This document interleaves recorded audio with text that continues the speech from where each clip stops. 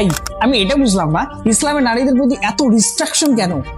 না না, এরকম তো কোনো কিছু নেই, কিন্তু কেন?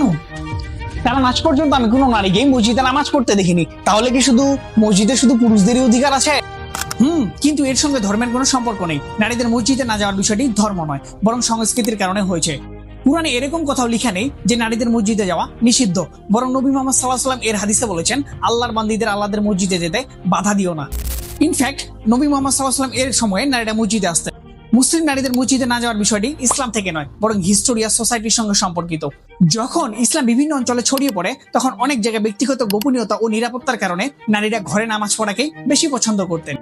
সময়ের সঙ্গে সঙ্গে এই প্রথাটি এতটাই কমন হয়ে যায় যে অনেকে এটাকে ইসলাম মনে করতে শুরু করে। কিন্তু আজ যদি আপনি মক্কা বা মদিনায় যান, তাহলে দেখবেন লাখ লাখ নারী পুরুষের সঙ্গে, তবে আলাদা সেকশনে নারীরা নামাজ আদায় করছে।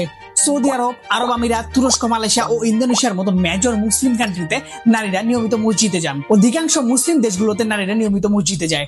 শুধু বাংলাদেশ, ভারত এবং দক্ষিণ এশিয়ার পরিস্থিতিটা একটু ভিন্ন। এখানকার ঐতিহ্য অনুযায়ী নারীদেরকে ঘরে থাকা আদর্শ মনে করা হয়, যা ধর্মের উপর প্রভাব বিস্তার করেছে। আর অবকাঠামোর অভাবের কারণে এই আলোচনাটাকে এখানেই চাপা দেওয়া হয়েছে। তবে গত কয়েক বছরে বাংলাদেশ, ভারতের অনেক মসজিদে নারীদের জন্য আলাদা বিভাগ তৈরি করা হয়েছে। এই ভুলটা ধর্মে নয়, সংস্কৃতিতে, যার কারণে ধর্মকে বিচার করা হয়। হ্যাঁ, কিন্তু তারপরেও ইসলামে নারীদের অধিকার নিয়ে অনেক কিছু ভুল তো আছে, তাই না? তেমন কিছুই নেই।